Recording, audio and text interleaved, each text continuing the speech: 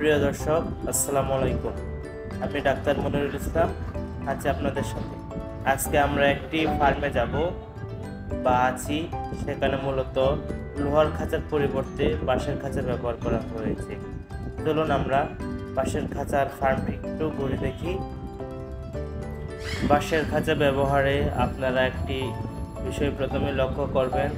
বর্তমানে লোহার উচ্চ মূল্যের কারণে 1 ইউনিট লোহার খাঁচা তৈরি করতে প্রায় 13 থেকে 15,000 টাকা খরচ হয়। সেইখানে এর 3 ভাগের 1 ভাগ টাকা খরচ করে আপনারা 1 ইউনিট বাঁশের খাঁচা তৈরি করতে পারবেন।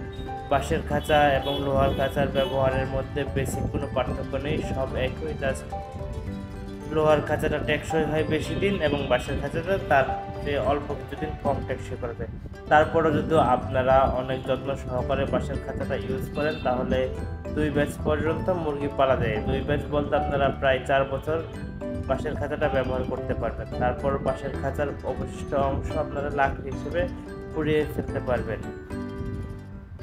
দেখেন কত সুন্দর করে বাঁশের খাঁচায় পানির পাত্র এবং খাবার পাত্র ব্যবহার করা হয়েছে, এবং পানির পাত্র এবং খাবার পাত্রের লেভেলটা ঠিক আছে। পানির পাত্র এবং খাবার পাত্রের যদি লেভেল ঠিক না থাকে, তাহলে দেখা যাচ্ছে যে আপনার মেডিসিন এবং খাবারের অপচয় হয় এবং মুরগি সঠিকভাবে পানি খেতে পারে না।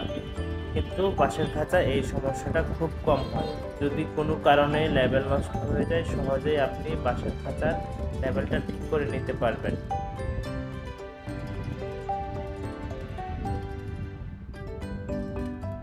দেখেন মুরগিগুলা কত সুন্দরভাবে খাচ্ছে, কোনো সমস্যা হচ্ছে না বাঁশের খাঁচা ব্যবহার করার কারণে।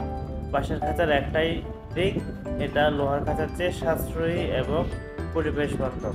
এখানে কোনো কৃত্রিম জিনিস ব্যবহার করা হয় না, সম্পূর্ণ দেশীয় প্রযুক্তিতে বাঁশের খাঁচা তৈরি করা হয়। অনেক খামারি ভাইরা আছেন যারা লোহার খাঁচা তৈরি করার জন্য বড় ইনভেস্টমেন্টের জন্য আপনারা খামার করতে পারছেন না। বিশেষ করে 500-1000 মুরগির খামারি ভাইরা, আপনারা অতি সহজেই বাঁশের খাঁচা তৈরি করে আপনাদের ফার্মটা আপনারা চালু করতে পারবেন।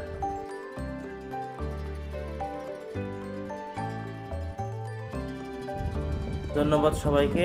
আমাদের চ্যানেলটি সাবস্ক্রাইব করে আমাদের সাথে থাকার জন্য আপনাদেরকে ধন্যবাদ। যারা করেননি, এখনই প্লিজ করে ফেলুন।